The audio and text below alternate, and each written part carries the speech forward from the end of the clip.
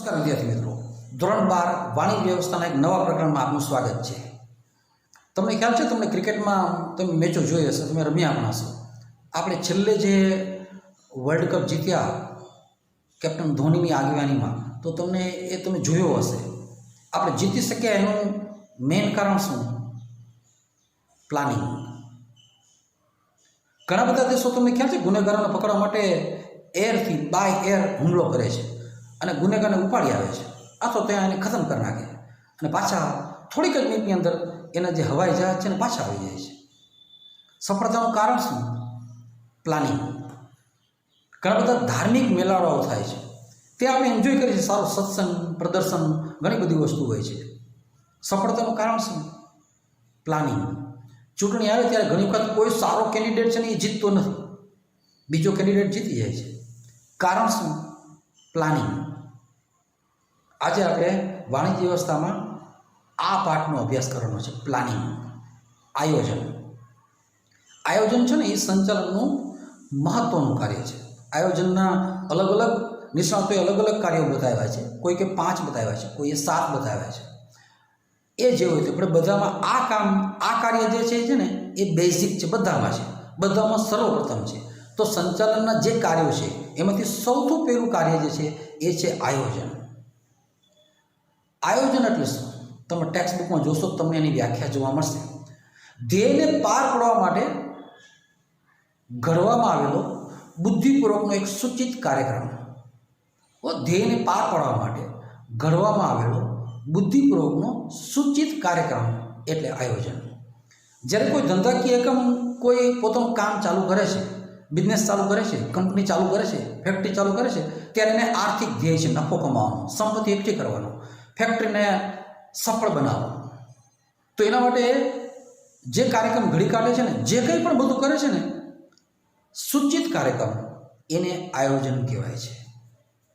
જો કે આ વ્યાખ્યા છે એ આયોજનને સમજવા માટે કાફી નથી, પણ એના માટે આપણે કેટલાક એના લક્ષણોની ચર્ચા કરીએ, જેથી તમે કદાચ આયોજનના અર્થને બરાબર સમજી શકો. આયોજન છે ને એ સર્વવ્યાપી છે. આ એનું પ્રથમ લક્ષણ છે, સર્વવ્યાપી છે. આપણે ઘરે કોઈ પણ ધાર્મિક પ્રસંગ હોય, જ્યાં લોકો ભેગા મળીને કંઈક સેલિબ્રેશન કરવાના હોય, કે રાજકીય પ્રસંગ હોય, કે સામાજિક પ્રસંગ હોય, કે આર્થિક મેળાવડો હોય, બધે જ ઠેકાણે પ્લાનિંગ કરવું પડશે. ઘણા બધા માણસો આવવાના તો એને ક્યાં બેસાડવા, એને જમવાની વ્યવસ્થા શું કરવી, એને હવા ઉજાસની, પાણીની, ચાય પાણીની બધી જ વ્યવસ્થા આપણે ગોઠવવી પડે. એ ગોઠવણી કરવી એટલે આયોજન, પહેલાં એનું આપણે આયોજન કરવું પડે, તો જ કાર્યક્રમ સફળ થાય. એ કાર્યક્રમ ધાર્મિક હોય, રાજકીય હોય, સામાજિક હોય કે આર્થિક હોય, તો દરેક ઠેકાણે એ સર્વવ્યાપી છે. પછી એ સર્વપ્રથમ કાર્ય, તમારે કોઈ પણ મોટો કાર્યક્રમ કરવો હોય તો પહેલું કામ એનું પ્લાનિંગ કરવું પડે. આપણે આપણું પોતાનું મકાન બનાવીએ છીએ ને, તો એ પહેલાં નકશો બનાવીએ છીએ. પરીક્ષાઓ પહેલાં, બોર્ડની પરીક્ષાઓ પહેલાં વાંચવાની જ્યારે શરૂઆત કરી છે 4-6 મહિના પહેલાં, ત્યારે આપણે અનુકૂળતા પ્રમાણે દરેક વિદ્યાર્થી મિત્રો તમે બનાવતા જશો. તમે એક ટાઈમ ટેબલ પોતાનું બનાવો છો. એ શું છે? આયોજન. તો સંચાલનનું આ સર્વપ્રથમ કાર્ય છે. તો કારખાનામાં અને ફેક્ટરીમાં પણ જો કંપનીની બધી એક્ટિવિટીને, ફેક્ટરીની બધી એક્ટિવિટીને સફળ બનાવવી હોય તો સૌથી પહેલાં એનું આયોજન બેસ્ટ હોવું જોઈએ. આવનારા મોટાભાગના એક લાંબા સમય માટે પણ આયોજન હોવું જોઈએ, વર્ષ દરમિયાનનું પણ આયોજન હોવું જોઈએ, આવનારા એક વીક માટે પણ આયોજન હોવું જોઈએ, અને એના સબ ટાઇટલમાં રોજે રોજનું પણ આયોજન હોવું જોઈએ. તો આ સર્વપ્રથમ કાર્ય પણ છે. ત્રીજું કામ છે એ આયોજન છે એ સભાન અને બૌદ્ધિક પ્રક્રિયા છે. એનું લક્ષણ છે આયોજન છે ને એ બૌદ્ધિક પ્રક્રિયા છે. આયોજન છે એ દિમાગથી કરવાનું છે, વિચારવાનું છે. આયોજન છે એ ફિઝિકલ કામ નથી, એ મેન્ટલી કામ છે. એક પ્લાન છે કે આપણે શું કરશું, ક્યારે કરશું, કયા સમયે કરશું, કોના દ્વારા કરશું. તો આ એક દિમાગી કસરત છે, બૌદ્ધિક પ્રક્રિયા છે, સભાન પ્રક્રિયા છે. તો એ સભાનતાપૂર્વક થવી જોઈએ, બુદ્ધિપૂર્વક થવી જોઈએ. સ્વાભાવિક છે કે જે બુદ્ધિશાળી માણસો છે એણે આયોજન કરવું જોઈએ. તો આ રીતે આયોજન જે છે ને એ બુદ્ધિશાળી, બૌદ્ધિક અને સભાન પ્રક્રિયા છે. ચોથું લક્ષણ છે એ પરિવર્તનશીલ છે. આયોજન છે એ પરિવર્તનશીલ છે. કારખાનામાં આખા વર્ષનું પ્લાનિંગ કરેલું હોય છે કે પ્રોડક્શન કામ કેમ ચાલશે, સેલ્સનું કામ કેમ ચાલશે, શોપિંગનું કામ કેમ ચાલશે, પ્રોસેસનું કામ કેમ ચાલશે. આખા વર્ષનું આયોજન હોય. કયા દિવસે કોણે શું કરવાનું એનું પણ આયોજન હોય. પણ એમ છતાં એ જડ નથી. ક્યારેક એનો અમલ કરતી વખતે વચ્ચે પણ ક્યારેક સંચાલકને એમ લાગે કે આપણે આયોજન પ્રમાણે કામ કરીએ છીએ, પણ આમાં વાતાવરણને ધ્યાનમાં રાખીને કે થોડાક ફેરફારને ધ્યાનમાં રાખીને કાંઈક ચેન્જ કરવું પડે એમ છે, નહીં તો આપણે નુકસાની જાય, તો એ આયોજનમાં ફેરફાર પણ કરી શકે છે. તો આયોજન કરતી વખતે ધ્યાનમાં રાખવું જોઈએ કે એમાં ફેરફારને અવકાશ હોય.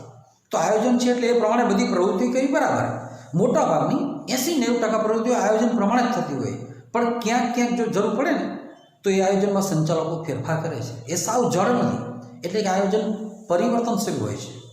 આ એનું લક્ષણ છે. ત્યાર પછીનું એનું લક્ષણ છે પૂર્વાનુમાન. આયોજન કરવું હોય તો તમારે એક પૂર્વ ધારણા બાંધવી પડે છે, એક અનુમાન કરવું પડે છે. તમે ફેક્ટરીમાં આયોજન કરતા હો કે આપણે વેચાણ વધારવું છે, એક તમે અનુમાન રાખો છો કે ભાઈ અત્યારે ફેક્ટરીનું જે વેચાણ છે એ વર્ષનું 50 લાખ રૂપિયાનું છે, તો આવતી વર્ષે આપણે 60 લાખ રૂપિયા કરશું, આટલા પ્રયોજનો કરશો ને. એટલે એક અનુમાન તમારે ગોઠવવું પડે, અનુમાન બુદ્ધિપૂર્વક કરવું પડે તમારે. તો આયોજન છે એ પૂર્વાનુમાન છે. આયોજન છે એ ચોકસાઈનો ગુણ ધરાવે છે. આયોજન કરતી વખતે તમારે ઘણું બધું ધ્યાનમાં રાખવું પડે. મેં તમને હમણાં વાત કરી કે તમે જો એક પૂર્વ ધારણા બાંધો કે આવતે વર્ષે આપણે વેચાણ વધારાના ભાગરૂપે વેચાણ 50 લાખથી વધારીને 60 લાખ ઉપર લઈ જશું, તો એની પાસે તમારું એક ગણિત હોવું જોઈએ, કોઈ ગણતરી હોવી જોઈએ. તો તમારે ચોકસાઈ રાખવી પડે. કયા બેઝ ઉપર તમે એવું કહો છો કે 50 લાખની જગ્યાએ 60 લાખનું? તો આયોજન છે એ ચોક્કસતા માપી લે છે.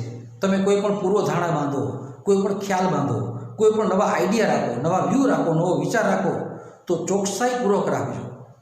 એવો કોઈ આયોજનમાં પૂર્વધારણા નથી રાખવાની જેની ચકાસણી કરવી પણ મુશ્કેલ બને, જે અશક્ય પણ હોય. આદર્શ લાગે, સારી લાગે, પણ એ અમલમાં મૂકવી શક્ય ન હોય. તો ચોકસાઈ રાખીને આયોજન રાખવાનું. જેટલી શક્ય એટલી બધી બાબતો પર વિચાર કરીને આયોજન કરવાનું. તો આયોજન છે એ ચોકસાઈપૂર્વકની ઘટના છે. ત્યાર પછીનું એક લક્ષણ છે વિકલ્પોની યાદી. આયોજન છે ને વિકલ્પોની યાદી છે. તમે આયોજન કરતા હો ત્યારે તમારી સામે ઘણા વિકલ્પ આવે. જેમ કે તમે નક્કી કરો કે કંપનીમાં આપણે નફો વધારવો છે, તો નફો વધારવાના 2 વિકલ્પ આપો તો ઘણા બધા હશે. એક રસ્તો છે વેચાણ વધારવું, વેચાણ વધશે એટલે પ્રોફિટ વધશે. બીજું છે વસ્તુની કિંમત વધારવી, વેચાણ ભલે એટલું જ રહ્યું, વસ્તુ 15 રૂપિયાની આપણે વેચી છે એની 20 રૂપિયા કરી નાખવી, નફો વધી જશે. તો 2 રસ્તા છે. તો આયોજન છે ને એ વિકલ્પોની ક્યાંક ને ક્યાંક યાદી પડશે. તમે જ્યારે આયોજન કરતા હો ને ત્યારે ઘણા બધા વિકલ્પ તમારી સામે આવે.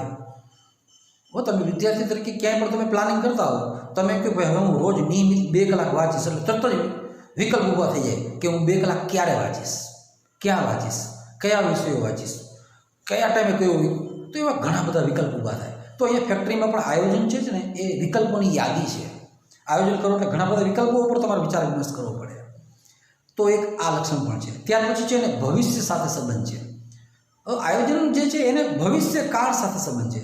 ભવિષ્યનું આયોજન થઈ શકે છે. મોટી મોટી કંપનીઓ પાસે આવનારા વર્ષોનું પ્લાનિંગ છે, 20-20 વર્ષનું પ્લાનિંગ કરી રાખ્યું છે મોટી મોટી બાબતોનું. આપણા દેશમાં 5 વર્ષીય યોજનાઓ છે, આપણા દેશમાં આપણે 5 વર્ષનું પ્લાનિંગ કરી રાખીએ છીએ. આયોજન છે અને ભવિષ્ય સાથે સંબંધ ધરાવે છે. ભવિષ્યમાં આપણે શું કરવાના છે, અત્યારે જે આપણે કરી રહ્યા છીએ તો બરાબર છે, એ પણ એક આયોજનનો અમલ જ કરી રહ્યા છીએ, પણ હવે આગળ એ બેઝ ઉપર આગળ શું કરશું એ આપણે વિચારવાનું છે. ભવિષ્ય માટેની વ્યૂહરચના વિચારવાની છે, એનો અમલ ભવિષ્યમાં કરવાનો છે. એટલે આયોજન જે છે ને એને ભવિષ્ય સાથે સંબંધ છે. ત્યાર પછીનું લક્ષણ છે એ સતત પ્રક્રિયા છે. જ્યારે મેં કીધું કે ભવિષ્ય માટેની ઘટના છે તો એક વખત આયોજન કરીને રાખી દીધું, પછી ભવિષ્યમાં એનો અમલ થવાનો છે, પણ સાવ એવું નથી, બેસી નથી જવાનું. આયોજન છે એ સતત પ્રક્રિયા છે. એક તમારે મોટું અને મજબૂત આયોજન કરી દેવાનું છે કે આપણે આખા વર્ષ દરમિયાન આ કરીશું, પણ એ આયોજનના સબ કાર્ય તરીકે તમારે મંથલી આયોજન કરવું પડે છે, સપ્તાહનું આયોજન કરવું પડે છે, ડેઇલી મજૂરોને તમારે રોજે રોજનું કામ આપવું પડે છે. તો એ સતત પ્રક્રિયા છે. રોજ તમારે નાનું આયોજન નહીં કરવું પડે છે. પાછું મોટું આયોજન છે એ વાર્ષિક હોઈ શકે, મંથલી હોઈ શકે, પણ રોજના કામનું તમારે રોજે રોજ આયોજન કરવું પડે. રોજ આયોજન કરવા માટે એટલે કેટલા મજૂરો આપણે ત્યાં ઉપલબ્ધ છે, કેટલી મશીનરી કામ કરે છે, કેટલી બીજી વસ્તુઓ આજે કારખાનામાં ઉપલબ્ધ છે જેના ઉપર કામ કરી શકાશે, એનો રોજ વિચાર કરવો પડે. તો આયોજન કે એક વખત વર્ષમાં શરૂઆતમાં કર્યું એટલે તમે બેસી ન શકો. રોજ સતત ચાલતી પ્રક્રિયા છે. રોજ તમારે નવું આયોજન કરવું પડે, કાંઈક ને કાંઈક. ડેઇલી પ્રશ્નો હોય, સમસ્યા હોય અને જે સ્થિતિ હોય એને ધ્યાનમાં રાખીને. તો આયોજન છે એ સતત પ્રક્રિયા છે. આયોજન છે ધ્યેયલક્ષી પ્રવૃત્તિ છે. ધ્યેયલક્ષી પ્રવૃત્તિ છે. આપણે જે કંપની ખોલીને બેઠા હોય, ફેક્ટરી ચલાવીને નવી શરૂ કરીને બેઠા હોય તો એના ચોક્કસ લક્ષ્યાંકો છે, એને સિદ્ધ કરવા માટે આયોજન કરવામાં આવે છે. આયોજન વગર તમે કોઈ ધ્યેયને પ્રાપ્ત ન કરી શકો. અરે તમારું શિક્ષણનું ધ્યેય હોય ને, તમારે સારા ટકા લેવા હોય તમે પાછલા વર્ષે જેટલા ટકા લાવ્યા છો એના કરતાં 10% તમારે પરીક્ષા બધું લેવું હોય ને તો સ્પેશિયલ આયોજન કરવું પડે, તમારે સ્પેશિયલ પ્રોજેક્ટ હાથમાં લેવો પડે, તો જ તમે સફળ થઈ શકો. એવી જ વસ્તુ ફેક્ટરીને લાગુ પડે છે, ધંધાને લાગુ પડે છે, બિઝનેસને લાગુ પડે છે. તો આયોજન છે એ ધ્યેયલક્ષી પ્રવૃત્તિ છે. અને છેલ્લું લક્ષણ છે નિર્ણય પ્રક્રિયા. આયોજન છે ને એ નિર્ણય કરવાની પ્રક્રિયા છે. જેમ મેં તમને કીધું કે વિકલ્પોની યાદી છે. તમે આયોજન કરતા હો ને ત્યારે કેટલાય બધા વિકલ્પ તમારી સામે ઊભા થાય છે. તો એ વિકલ્પમાંથી કયો વિકલ્પ પસંદ કરવો એટલે શું? નિર્ણય કરવો. 4-5 વિકલ્પ હોય એમાંથી એક યોગ્ય અને જે તે સ્થિતિમાં જે આપણને સારો લાગે, ઉત્તમ લાગે, શ્રેષ્ઠ લાગે છે એ નિર્ણય પસંદ કરવો. વસ્તુની કિંમત વધારીને નફો વધારવો કે વસ્તુનું વેચાણ વધારીને નફો વધારવો. તો જે તે સ્થિતિને ધ્યાનમાં રાખીને, સંજોગોને ધ્યાનમાં રાખીને, બજારને ધ્યાનમાં રાખીને બેમાંથી આપણે ગમે એ વિકલ્પ પસંદ કરી શકીએ. તો એ વિકલ્પ પસંદ કરવો એ શું છે? એ છે નિર્ણય કરવો. તો આયોજન નિર્ણય પ્રક્રિયા પણ છે. તો કંપનીમાં જે સંચાલકો રાખ્યા છે એનું શું કામ છે? એ ફિઝિકલી કોઈ કામ નથી કરતા. ટૂંકમાં કહીએ તો એ હા કે ના કહે છે, એટલે કે નિર્ણય કહે છે. તમે પૂછવા જાઓ કે સાહેબ આનું શું કરશું, અને તમે કોઈ પ્લાન સોચો છો તો એટલું જ સાહેબ કહેશે ભલે, ઓકે, ડન. એ હા પાડશે અથવા ના પાડશે. ઘણા કંપનીના એવા મેનેજરો છે જેનો લાખો રૂપિયા દર મહિને પગાર છે. એના ખીચામાં બોલપેન હોય છે ને ઉપયોગ નહોતો, તો એ ખાલી કંપનીમાં આવે છે, ત્યાં બેસે છે. બહારથી કર્મચારીઓ જે સબ આસિસ્ટન્ટ મેનેજરો છે ને બધા એને નથી મળી શકતા. કેટલાક માણસો જેને મળી શકે છે, એ આવે છે અને ખાલી પૂછે છે. એણે માત્ર હા કે ના જ કહેવાની છે. એ આયોજનના ભાગરૂપે જ કહેવાની છે. તો આયોજન છે ને એ નિર્ણય પ્રક્રિયા છે. તો આ હતા આયોજનના કેટલાક લક્ષણો. હવે આપણે આયોજનની મર્યાદાઓની વાત કરીએ. આયોજનની પહેલી મર્યાદા છે ભાવિની અનિશ્ચિતતા. ધંધાકીય એકમ છે એ ઘણી વખત સચોટ આયોજન કરે છે, એક્ઝેક્ટ પૂર્વધારણાઓ બાંધે છે, બધું બરાબર પ્લાનિંગ કરે છે નિષ્ણાતોની સલાહથી. પણ ભવિષ્ય અનિશ્ચિત છે ને, જેમ કે અત્યારે કોરોનાને કારણે છે એ આખી દેશ અને દુનિયામાં મંદી વ્યાપી ગઈ છે. તો ધંધા રોજગાર છે એ ઠપ થઈ ગયા છે, બેરોજગારી મોટા પ્રમાણમાં જોવા મળે છે. તો યુદ્ધ જેવી સ્થિતિ ઊભી થાય તો બધું આયોજન તૂટી પડે છે. આજે કોરોનાની સ્થિતિ છે તો બધાનું બધું આયોજન બધા દેશોનું તૂટી પડ્યું છે. રાજકીય આયોજન તૂટી પડ્યું છે, ધંધાકીય આયોજન તૂટી પડ્યું છે, કંપનીઓને કોઈ સૂચતું નથી, કેટલાય બધા ઉદ્યોગો છે બંધ થઈ ગયા છે. તો ભાવિ અનિશ્ચિત છે. એટલે ઘણી વખત આયોજન સારું હોવા છતાં અનિશ્ચિત ભાવિને કારણે આયોજન સફળ થઈ શકતું નથી. બીજી મર્યાદા છે ખર્ચાળ પ્રક્રિયા. આયોજન સારું કરવું હોય ને તો એ કાંઈ સામાન્ય માણસનું કામ નથી. કંપનીએ ઊંચી ફી આપીને સારા એવા પૈસા ખર્ચીને નિષ્ણાત અને નિષ્ણાત માણસોને રોકવા પડે છે. એના માટે ઊંચી ફી ચૂકવવી પડે છે. કેટલીય બધી બેઠકો થાય છે, લાંબી મિટિંગો થાય છે. તો એ આખી એક ખર્ચાળ પ્રક્રિયા છે. ઘણા બધા રૂપિયા આપી અને પછી આયોજન તૈયાર થાય છે. આ એવું કામ નથી કે કંપનીના જે સંચાલકો છે એ પોતાની મહેનત કરી નાખે. નહીં. આમાં બજારમાંથી એણે નિષ્ણાતો અને એક્સપર્ટોને હાયર કરવા પડે છે, યા તો પોતાને ત્યાં એણે જોબ ઉપર રાખવા પડે છે. લાંબી બેઠકો દરમિયાન ઘણી બધી પદ્ધતિઓનો, સર્વેનો અને ઘણા બધા પ્રયોગો કરવા પડે છે. એની પાછળ પૈસા ખર્ચવા પડે છે, ઘણા બધા સંશોધનો કરવા પડે છે, એની પાછળ પૈસા ખર્ચવા પડે છે. તો આયોજન છે ખર્ચાળ પ્રક્રિયા છે અને એનો ખર્ચો પણ કરોડો રૂપિયામાં થાય છે. તો આયોજન છે એ ખર્ચાળ પ્રક્રિયા છે. ત્રીજી મર્યાદા છે આયોજન છે ને એ લાંબી પ્રક્રિયા છે. જ્યારે આપણે કોઈ ધંધાકીય એકમનું કોઈ બાબતનું આયોજન કરતા હોય તો એ એવી વસ્તુ થોડી છે કે સવારે એક મિટિંગ ભરી અને 2 કલાકની બધી ચર્ચા કરીને આયોજન થઈ ગયું. નહીં. બેઠકોનો અને મિટિંગોનો દોર ચાલુ થાય છે. 2 દિવસે, અઠવાડિયે, રોજબરોજ એક લાંબો સમય સુધી આયોજન જે છે ને એ નક્કી કરવા માટે, ભવિષ્યની વાતને નક્કી કરવા માટે, ભવિષ્યનું પ્લાન નક્કી કરવા માટે એક પછી એક બેઠકો થતી હોય છે. કેમ કે એમાં ઘણી બધી વસ્તુ સંકળાયેલી હોય છે. પેલા માહિતી એકત્રીકરણ કરવું, એનું વર્ગીકરણ કરવું, એનું વિશ્લેષણ કરવું, એના ઉપર ચર્ચા કરવી, તો કેટલી બધી બેઠકો થાય છે. એટલે આયોજન સરવાળે એવું થાય છે એક લાંબી પ્રક્રિયા થઈ જાય છે. એ થોડુંક બોરિંગ થઈ જાય છે. ઘણી વખત લાંબો સમય સુધી પ્લાનિંગ જ ચાલતું હોય છે. એનો અમલ કરવાનો વખત પછી બહુ મળતું નથી. જેમ તમે ભણતા હો છો, તમને ખ્યાલ છે કે તમે 12મા ધોરણમાં આવ્યા છો ને તો અટાણથી તમે આયોજન નક્કી કરી નાખ્યું છે. 12માં આપણે સારા ટકા લેવા છે અને આપણે પ્લાનિંગ ચાલુ કરી દઈશું. હું રાત્રે વાંચીશ, સવારે વાંચીશ ને, અહીંયા આમ કરીશ ને, મિત્રોને ત્યાં જઈશ ને, ટ્યુશન જઈશ ને, સાહેબ કને ભણવા જઈશ ને, દરેક સાહેબને વ્યક્તિગત મળીશ ને. બહુ આયોજન કરતા હોય, રોજ આયોજનમાં ફેરફાર કરતા હોય, લાંબા આયોજન વિચારીએ છીએ, આયોજન કરીએ છીએ. પણ એટલું લાંબુ આયોજન કરીએ છીએ ને કે જૂન મહિનામાં થયેલું આયોજન દિવાળી પર એને આપણે અમલ નથી કરી શકતા. તો આમ ધંધાકીય એકમમાં ઘણીવાર થઈ જતું હોય છે કે આયોજન છે ને એ આમ લાંબી પ્રક્રિયા થઈ જાય છે, તો એને કારણે ઘણી વખત ટાઈમનું વેસ્ટેજ જાય. એના પછીનો મુદ્દો છે, ઘણી વખત એવી દલીલ થાય છે કે આયોજન છે ને એ અપ્રસ્તુત છે, એમ કે તમારે બધી વસ્તુ આપણે આયોજન કરીએ છીએ બરાબર છે, પણ આયોજનની જરૂર જ નથી, આ એમ કહે છે. ઘણા વિદ્યાર્થી છે એ 90% પર માર્ક્સ લઈ આવે છે અને એને પછી બધા પૂછે કે ભાઈ તે એવું શું પ્લાનિંગ કર્યું હતું 90% આવ્યો? તો કે કાંઈ નહીં, હું સ્કૂલે જતો, સ્કૂલથી આવીને પછી ઘરે વાંચવા લાગતો. તો કે કઈ રીતે વાંચતો? તો કે કોઈ પ્લાનિંગ નહીં, મને ગુજરાતી મજા આવે તો ગુજરાતી વાંચતો, એકાઉન્ટની મજા આવે તો એકાઉન્ટ ગણતો, ઇંગ્લિશની ઈચ્છા થાય તો ઇંગ્લિશ, બસ ઘરે આવીને વાંચ્યા કરતો, હોમવર્ક કર્યા કરતો, કોઈ પ્લાનિંગ નહીં, બસ મહેનત કર્યા કરતો. મેં કોઈ પ્લાનિંગ નથી કરેલું, એમ હું સતત મહેનત કરતો એટલે સફળ થઈ ગયો. તો આમ ઘણી વખત ઔદ્યોગિક એકમમાં એવું થાય કે આયોજન એક કર્યું હોય ને પછી ખરેખર એનો અમલ કરવાનો આવે ને ત્યારે સંજોગો બીજા હોય.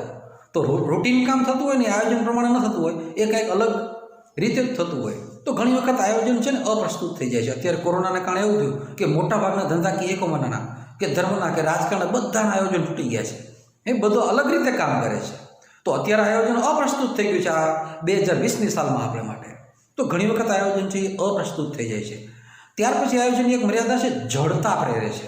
આયોજનને કારણે પહેલેથી ફિક્સ થઈ ગયું હોય છે કે આપણે આખો વર્ષ દરમિયાન શું કરવાનું છે. તમે સ્કૂલે જાઓ છો ભણવા માટે, તમને ખ્યાલ છે પહેલો પિરિયડ કોનો હોય, ચોથો પિરિયડ કોનો હોય, 8મો પિરિયડ કોનો હોય. રોજ તમે જાઓ તો રોજ એ જ પહેલો પિરિયડ, એ જ ચોથો પિરિયડ, એ જ 8મો પિરિયડ. કંપનીમાં જે લોકો કામ કરે છે ને એ જ ઓફિસરો, એ જ રોજે રોજનું કાર્ય. ધીરે ધીરે શું થઈ જાય, ઘણી વખત કામ છે ને એમાં જડતા આવી જાય, રૂટીન આવી જાય, પછી એમાં નવી બાબતોનો અવકાશ ન રહે. તો આયોજન છે ને એ જડતા પ્રેરે છે. એકને એક પ્રકારની બોરિંગ, ઉદાસીનતા, કંટાળાજનક પ્રક્રિયા કરી નાખે છે. એ ધંધાકીય વિકાસ માટે આમ જુઓ તો ખતરારૂપ છે, સારી ઘટના નથી. તો આયોજન જડતા પ્રેરે છે, અને જડતા છે ને એ નવો વિકાસ નથી થવા દેતી, એક લેવલથી પછી આગળ નથી વધવા દેતી. ત્યાર પછીનો એક મર્યાદા છે, બાહ્ય પરિબળોની અનિશ્ચિતતા. ઘણી વખત આપણે સારું આયોજન કરીએ પણ બાહ્ય પરિબળો ઉપર કાંઈ કંપનીનો કે એકમનો કે ધંધાકીય એકમનો કોઈ કંટ્રોલ ન હોય. જેમ કે સારું આયોજન કરો પણ બજારમાં અચાનક મંદી આવી જાય તો, આપણે ધારી છે કરતાં વધારે તેજી આવી જાય તો, આપણે જે વસ્તુ બનાવી છે એની ટેકનોલોજીમાં ફેરફાર થતાં નવી કોઈ ટેકનિક આવી જાય તો, બજારમાં કોઈ બીજા ફેરફાર થઈ જાય તો. એટલે એવા કેટલાક ઘણા બધા ફેરફારો છે કે બાહ્ય પરિબળો છે એના ઉપર તો આપણો કંટ્રોલ નથી ને. વરસાદ વધુ પડશે કે કેમ, ઓછો પડશે કે કેમ, બજારમાં મંદી તેજી કેમ રહેશે, ટેકનોલોજીકલ ફેરફારો થશે કે કેમ, એના ઉપર આપણો કંટ્રોલ નથી રહેતો. તો બાહ્ય પરિબળોમાં ફેરફાર થવાથી ઘણી વખત આપણું આયોજન છે તૂટી પડે છે અને નિષ્ફળ જાય છે. ત્યાર પછી એક નાનકડી મર્યાદા છે, અપૂરતી માહિતી. આમ તો નિષ્ણાત માણસો આયોજન કરતા હોય છે ત્યારે પૂરેપૂરું પહેલાં સંશોધન કરી લે છે, ડેટા મેળવી લે છે, બધી માહિતી એકત્રિત કરી, એનું વિશ્લેષણ કરી, એનું વર્ગીકરણ કરી, પછી અર્થઘટન કરે છે અને પછી આયોજન નક્કી કરે છે. પણ એની પાસે મળેલી માહિતી જો અપૂરતી હોય ને તો આયોજન સ્પષ્ટ કરી શકાતું નથી, સારી રીતે કરી શકાતું નથી. એની કારણે બધો જ ડેટા હોવો જોઈએ આયોજન કરનાર પાસે, કંપનીનો, બજારનો, એમ્પ્લોયનો, પ્રોડક્શનનો, મેથડનો, ટેકનિકનો, બધો જ. જો એની કારણે માહિતી પૂરતી ન હોય ને તો આયોજન સારું રહેતું નથી. ત્યાર પછી એક મર્યાદા એવી છે કે આયોજનને કારણે કર્મચારીની જે સર્જનાત્મક શક્તિ છે ને એ અવરોધાય છે. એ સાચી વાત છે. કોઈ પણ કર્મચારી, ઘણી વખત કર્મચારી કામ કરે ને તો અનુભવના કારણે એનામાં એક કોઠાસૂઝ ઊભી થાય છે, સર્જનાત્મકતા ઊભી થાય છે. પણ પ્લાનિંગમાં નાખેલું હોય છે, આયોજનમાં નક્કી કરેલું હોય છે પહેલેથી, ભાઈ કામ આ રીતે કરવાનું છે એટલે એ આવે છે, કામ કરે છે, ડ્યુટી પૂરી કરી સમય પૂરો થાય એટલે હાલ્યો જાય છે. ઘણી વખત એ જ કામને કરવાની એની કને એક નવી ટેકનિક હોય છે, અનુભવના આધારે કોઈ શીખી જાય છે કે આમ કરતાં આને કામને આમ કરીએ ને તો એનું સારું પરિણામ આવે. પણ આયોજનમાં એ લખેલું નથી હોતું. તો એ આયોજન મુજબ કામ કરવા ટેવાયેલું છે તો જ એને કંપની પગાર આપે છે. વળી પોતાની રીતે કરવા જાય તો જોખમ પણ છે કે શક્ય છે નિષ્ફળ જાય તો પણ એને ઉપરી અધિકારીનો કદાચ ઠપકો સાંભળવો પડે, એટલે એ પોતાની સર્જન શક્તિને ખીલવી શકતો નથી. તો આયોજનને કારણે જે છે એ કર્મચારીની સર્જન શક્તિ જે છે ને એ જે છે થોડીક રૂંધાય છે, અવરોધાય છે. અને છેલ્લી છે ખામીયુક્ત પદ્ધતિનો ઉપયોગ. ઘણી વખત આયોજન કરવા માટે જે આંકડાશાસ્ત્રી પદ્ધતિનો ઉપયોગ કરવો જોઈએ, જે ગાણિતિક સૂત્રનો કે ગણતરીનો ઉપયોગ કરવો જોઈએ, એ જો ખોટી પદ્ધતિ આપણે લઈ લઈએ તો આયોજન સફળ થતું નથી. અથવા તો મેથડ સાચી હોય પણ એનો ઉપયોગ સારી રીતે કરતા ના આવડે તો આયોજન સફળ થતું નથી. આયોજન એ ખાલી કંઈ શાબ્દિક ખેલ નથી, એ માત્ર પૂર્વધારણા નથી, એમાં ગણિતનો આશરો લેવામાં આવે છે, આંકડાશાસ્ત્રીય મેથડનો આશરો લેવામાં આવે છે. ઘણી બધી આંકડાશાસ્ત્રી પદ્ધતિઓ છે, સહસંબંધ છે, નિયત સંબંધ છે, સૂચકાંક છે, એ બધાને કારણે એક માહિતી એકઠી કરાય છે, એની સારણીઓ અને કોષ્ટકો તૈયાર કરાય છે, પછી વર્ગીકરણ કરાય છે. પણ એમાં જો ખામી રહી જાય ને તો એનું અર્થઘટન ખોટું થાય છે અને પરિણામે આયોજન છે એ સફળ થતું નથી.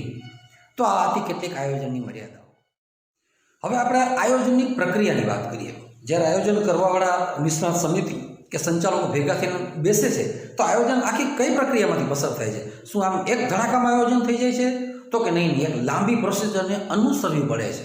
એ લાંબી પ્રોસિજર શું છે, કયા તબક્કામાંથી આયોજન જે છે એ પસાર થાય છે, એની આજે આપણે વાત કરીએ. પ્રથમ તબક્કો છે હેતુ નિર્ધારણ. પહેલાં જ્યારે આયોજન કરતાં બેસે છે ને ત્યારે એને ખ્યાલ હોવો જોઈએ કે આપણે શા માટે ભેગા થાય છે, શેનું આયોજન કરવાનું છે. ધારો કે નક્કી કરે ભાઈ આપણી કંપની છે સ્ટેબલ થઈ ગઈ છે, આપણું ઔદ્યોગિક એકમ છે સ્ટેબલ થઈ ગઈ છે, બજારમાં આપણું નામ છે, આપણે એક બ્રાન્ડ છીએ, પણ આ વખતે આપણે એને એક મોટા પાયે વિકાસની નવી દિશા આપવી છે અને આપણે ડબલ ગ્રોથ કરવો છે. આપણી કંપની જ્યાં પહોંચી છે એના કરતાં આપણી સંપત્તિમાં ડબલ વધારો થવો જોઈએ, વેચાણમાં મેક્સિમમ વધારો થવો જોઈએ, મહત્તમ સંપત્તિ આપણે આ વર્ષે એકઠી કરવી છે યા તો ભાવિ 5 વર્ષમાં એકઠી કરવી છે. તો આને કહેવાય હેતુઓ. પહેલાં સંચાલકોને ખ્યાલ હોવો જોઈએ કે આ કયા હેતુથી આયોજન કરવા માટે શેનું આપણે આયોજન કરવાનું છે. તો કે વધુ સંપત્તિ એકઠી કરવી છે અને વેચાણમાં વધારો કરવો છે. આને કહેવાય હેતુ. હેતુ છે ને એ બહુ આદર્શ ન હોવા જોઈએ, એ વાસ્તવિક હોવા જોઈએ, બુદ્ધિગમ્ય હોવા જોઈએ, વ્યવહારુ હોવા જોઈએ, એને સાકાર કરી શકાય એવા હોવા જોઈએ. આપણે વિદ્યાર્થીઓ ઘણી વખત આયોજન કરતા હોય, તમને ખ્યાલ છે કે વિદ્યાર્થીઓ ઘણીવાર એમ કે ભાઈ મને એસએસસીમાં 51% આવ્યા હતા, પણ આ વખતે હું 12માં છે ને એ સીધો 75% લેવાનો છું. તો તમને 10માં એસએસસીમાં 50% આવ્યા હોય, પછી તમે સીધું એમ કે 12માં 75% લઈ આવીશ, તો એ થોડુંક અવ્યવહારું છે. એમ ધંધાકીય એકમમાં પણ જ્યારે કોઈ પણ હેતુઓ નક્કી કરીએ ને તો એ વ્યવહારુ હોવા જોઈએ, બુદ્ધિગમ્ય હોવા જોઈએ. બીજું, આધારો સ્પષ્ટ કરવા, એટલે કે પૂર્વધારણા બાંધવી કે ભાઈ આપણે સંપત્તિમાં વધારો કરવો છે, નફામાં વધારો કરવો છે, આ હેતુ બાંધી લીધો, હેતુ નક્કી કરી લીધો. હવે શું કરવું, એના માટે શું કરવું જોઈએ? તો પૂર્વધારણા અનુમાન, તો કે એના માટે બજારમાં આપણું વેચાણ વધવું જોઈએ. વેચાણ વધે તો ટર્નઓવર વધે, ટર્નઓવર વધે તો કંપનીનો નફો વધે, કંપનીનો નફો વધે તો જ સંપત્તિ વધુ એકઠી થાય અને આપણા ટાર્ગેટો છે એ વધુ મેક્સિમમ આપણે પ્રાપ્ત કરી શકીએ. આને કહેવાય આધાર. જો સંપત્તિ આપણે મેક્સિમમ એકઠી કરવી હોય કે નફો વધુને વધુ પ્રાપ્ત કરવો હોય તો નફો વધારવા માટે આપણે વેચાણને વધારવું પડે. તો આ એક આધાર છે કે વેચાણને વધારવું હોય. બીજા પણ આવા આધારો હોઈ શકે. તો આને કહેવાય પૂર્વધારણા, આધારો સ્પષ્ટ કરવા. તો પૂર્વધારણા દ્વારા આધારો સ્પષ્ટ કરવા જોઈએ કે એવું શું કરવું જોઈએ જેથી કંપની જે છે એની સંપત્તિ મેક્સિમમ એકઠી કરી શકાય અને નફામાં વધારો કરી શકાય. ત્રીજું છે માહિતીનું એકત્રીકરણ અને વિશ્લેષણ. કે આપણે નક્કી કર્યું કે આપણે વધુ સંપત્તિ એકઠી કરવી છે, કંપનીને એક હાઈટ ઉપર લઈ જાય છે, એના માટે આપણે વેચાણ વધારવું છે. એક પૂર્વધારણા બાંધી, ભાઈ ઘણા બધા 2-4 પૂર્વધારણા બાંધી એક ઉપર આવીએ જેથી આપણે સમજમાં ખ્યાલ આવે કે વેચાણ વધારવું છે. તો પહેલાં એની માહિતી એકઠી કરવી જોઈએ કે આપણે શું કરવાથી આપણે વેચાણ વધારી શકાય. સંશોધન કરવું જોઈએ, નેટ ઉપર સર્ચ કરવું જોઈએ, બજાર સંશોધન કરવું જોઈએ, બીજી કંપનીએ વેચાણ વધારવા શું કર્યું છે એ જોવું જોઈએ. જેનું વેચાણ વધારે છે એ કંપનીઓ શું કરે છે. તો બજારમાંથી, ઇન્ટરનલ સોર્સિસમાંથી, નેટવર્કિંગ દ્વારા, ઇન્ટરનેટ દ્વારા, સ્ટડી દ્વારા, મિટિંગો કરીને, આજુબાજુ બીજા એક્સપર્ટો પાસે વાત કરીને, બધા સાથે ચર્ચા કરીને જે છે તે આપણે માહિતી એકત્રિત કરવી જોઈએ કે આ હેતુઓને સાકાર કરવા માટે, વેચાણને વધારવા માટે શું કરી શકાય. ત્યાર પછીનો તબક્કો છે વૈકલ્પિક યોજના કરવી. પહેલાં આપણે માહિતી એકઠી કરી લઈએ છીએ, પછી યોજનાઓ બનાવી છે કે વેચાણ વધારવા માટે શું કરવું. તો કે ઘણા બધા આપણે મુદ્દા આવી શકે, જેમ કે આપણે એમ કહી શકીએ કે ભાઈ આપણા દેશમાં આપણી કંપની પથરાયેલી છે તો દેશમાં ઠેકાણે શોરૂમો ખોલવા આપણા જ, જે આપણી જ વસ્તુનું વેચાણ કરે. કેમ કે આપણી જે વસ્તુ વેચાય છે ત્યાં બીજી કંપનીઓ વસ્તુએ વેચાય છે. આપણે એવા શોરૂમ ખોલીએ કે જે આપણી જ વસ્તુ વેચતા હોય. એક. બીજું તો કે જાહેરાત કરવી, ટીવીમાં, છાપાઓમાં, દિવાલો ઉપર, જ્યાં શક્ય મળે ત્યાં જાહેરાતો કરવી. આ બીજો વિકલ્પ છે.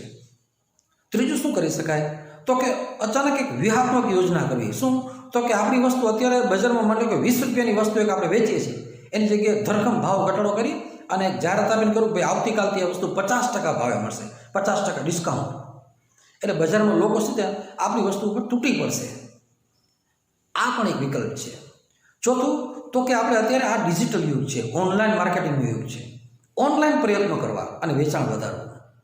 તો આવા ઘણા બધા વિકલ્પો જે છે ને, વૈકલ્પિક યોજનાઓ બનાવી કે વેચાણ વધારવા શું કરી શકાય. તો એક તબક્કો આ છે. ત્યાર પછીનો તબક્કો છે વિકલ્પો ઉપર વિચારણા કરવી. જે વિકલ્પો આપણે વિચાર્યા છે કે જાહેરાત કરવી કે પછી શોરૂમ ખોલવા કે ઓનલાઈન માર્કેટિંગ ઉપર જવું, એક ઉપર ચર્ચા કરવામાં આવે છે. આપણી કંપનીને શું અનુકૂળ આવશે, આપણે કયા માધ્યમને પહોંચી વળશું, શું શોરૂમ આપણે ખોલી શકીએ એમ છે આખા દેશમાં, એ આપણે ફાવે એમ છે. વેચાણ વધારવા માટે ટીવી જાહેરાત આપવી, છાપામાં જાહેરાત આપવી, દિવાલો પર લખાણ કરાવે એવી જાહેરાતો આપવી, એ આપણે પહોંચી શકીએ એમ છીએ, આપણે કરી શકીશું. નંબર 3, અટાણે જેનો ક્રેઝ છે ડિજિટલ માર્કેટિંગમાં પડવું, ઓનલાઈન વેચાણ વધારવું. તો દરેક વિકલ્પ ઉપર આપણે વિચાર કરવામાં આવે છે. કંપની શેમાં પહોંચી વળશે? યોજના બધી સારી હોય છે, યાદ રાખજો, યોજના બધી સારી જ હોય છે. આપણી કંપની, આપણી સાધન સંપત્તિ, આપણી કને જે મટીરિયલ છે, આપણી કને જે પોટેન્શિયલ તાકાત છે, આપણી કને જે શક્તિ છે, આપણી કને જે સાધનો છે, પૈસા છે અને મેન પાવર છે, આપણે કયા વિકલ્પ ઉપર કામ કરી શકીએ એમ છીએ, તો એ વિકલ્પોની વિચારણા કરવી. ત્યાર પછીનો તબક્કો છે ચોક્કસ યોજના ઘડવી, કે આપણે ઘણા બધા વિકલ્પો પર વિચાર કરી લીધો, જાહેરાત છે, શોરૂમ છે, ચાલો પછી નક્કી કર્યું કે હવે અત્યારે ડિજિટલ યુગ છે, આપણે ઓનલાઈન વેચાણ છે એ વધારવું, ડિજિટલ માર્કેટિંગ વધારવું. તો એ એક ચોક્કસ યોજના ઘડી કહેવાય કે આપણે ડિજિટલ માર્કેટિંગ દ્વારા વેચાણનો વધારો કરીશું. અત્યારે બજારમાં દુનિયા એની છે, જગત એનું છે ડિજિટલ માર્કેટિંગનું. તો ડિજિટલ માર્કેટિંગને અનુરૂપ સ્ટાફ છે, એને લગતી યોજનાના પૈસાનું આપણે પ્લાનિંગ કરવું જોઈએ, એના ઉપર કામ શરૂ કરી દેવું જોઈએ. એવા માણસો આપણી પાસે છે નથી તો આપણે હાર કરવા જોઈએ બહારથી, એવા એમ્પ્લોયની ભરતી કરવી જોઈએ જે ડિજિટલ માર્કેટિંગ ગોઠવી શકે અને એ દિશામાં આપણે કામ કરી શકીએ. તો આ એક તબક્કો છે ચોક્કસ યોજના સ્વીકારી. જેમ કે આપણે સ્વીકાર્યું કે આપણે ડિજિટલ માર્કેટિંગ કરશું અને વેચાણ વધારશું, તો આ તબક્કો છે યોજનાને બનાવી, ચોક્કસ યોજના સ્વીકારવી, જેમ કે આપણે સ્વીકારીએ. ત્યાર પછી છે ગૌણ યોજનાનું ઘડતર અને ચકાસણી. પછી આપણે ઓનલાઈન વેચાણ વધારવા માટેનો જે પ્રયત્ન કર્યો છે ને, તો ઓનલાઈન વેચાણ વધારવા માટે શું કરવું, વેચાણ વધારવા માટે તો એના નાના જે છે ને બીજા પ્લાનિંગ કરી લેવા અને એનું કામ ચાલુ કરી દેવું. ઓનલાઈન વેચાણ વધારવા માટે ડિજિટલ માર્કેટિંગ માટે ભરતી કરી લેવી એમ્પ્લોયીની. જે કર્મચારીઓ જાણે છે એને કામ સોંપી દેવું કે તમે ભાઈ જાહેરાત તૈયાર કરો, શેના દ્વારા આપણે આ ઓનલાઈન જે આપણું વેચાણ વધે એ પ્રયત્ન થશે. આપણે ઈમેલથી લોકોને માહિતગાર કરશું. આટલા મલ્ટીમીડિયાથી લોકો જોડાયેલા છે, ફેસબુક ઉપર મળે છે, વોટ્સઅપ ઉપર મળે છે, તો ઇન્ટરનેટ ઉપર ગ્રાહક હાજર છે. તો એ ગ્રાહકને આપણી જાહેરાત પહોંચે, આપણી વાત પહોંચે, એના માટે શું કરશું? તો એવી ગૌણ પેટા યોજના બનાવવી જોઈએ. શેની જાહેરાત કરશું? વોટ્સઅપ ઉપર પહોંચાડશું, ફેસબુક ઉપર મેસેજ આપશું, ઈમેલ દરેકને વ્યક્તિગત કરશું. તો ગૌણ યોજના બનાવી અને પછી એની ચકાસણી પણ કરવી જોઈએ, એનો અમલ ચાલુ કરી દેવો જોઈએ. એને પાયલોટ પ્રોજેક્ટ પણ કહી શકાય. શરૂઆતમાં થોડાક દિવસે પ્લાનિંગ કરવું અને એની ચકાસણી કરવી, એમ કે આ બધું થાય છે બરાબર છે. અને છેલ્લો તબક્કો જે છે એ છે યોજનાનું મૂલ્યાંકન, કે આપણે એક પાયલોટ પ્રોજેક્ટ કર્યો હોય પછી એ બેસી નિષ્ણાતો પાછા ભેગા થાય જેણે આયોજન કર્યું હોય અને એ જોવે કે આપણે જે ઓનલાઈન માર્કેટિંગ માટે, ઓનલાઈન વેચાણ વધારવા માટે ડિજિટલ પ્રોગ્રામ કર્યો હતો એ સફળ રહ્યો છે. થોડા દિવસો માટે જેનો અમલ કર્યો હતો વેચાણમાં કેટલો વધારો થયો. તો જે મહિનામાં આપણે આ પ્રયોગ કર્યો હતો, જેમ કે આપણે આ પ્રયોગ જૂન મહિનામાં કર્યો હતો, તો પાછલા વર્ષે જૂન મહિનામાં કેટલું વેચાણ હતું. આ વખતે જૂન મહિનામાં આપણે આ ડિજિટલ માર્કેટિંગ કર્યું તો વેચાણમાં કેટલો વધારો થયો. શું એ વધારો પોઝિટિવ છે? આ યોજનાને સ્વીકારવા જેવી છે? જો પ્રથમ તબક્કે એમ લાગે કે નહીં બિલકુલ આપણું નવું પ્લાનિંગ સારું છે અને આ પ્રમાણે આપણે વેચાણ વધારી શકીએ, ગયા જૂન મહિના કરતાં આ જૂન મહિનામાં આ નવી યોજનાને કારણે વેચાણમાં વધારો થયો છે, તો આપણે એ યોજનાને સ્વીકારી શકીએ અને પરમેનન્ટ એનો સ્વીકાર કરી અને અમલ કરી શકીએ. તો આ જે છે એ હતી આયોજનની આખી વ્યવસ્થિત પ્રક્રિયા. આ રીતે વ્યવસ્થિત આયોજન થાય છે અને પછી એને લાગુ પાડવામાં આવે છે અને એ લાંબો સમય સુધી અથવા તો એક ચોક્કસ સમય માટે એ અમલમાં રહે છે અને કંપની એ રીતે કામ કરે છે.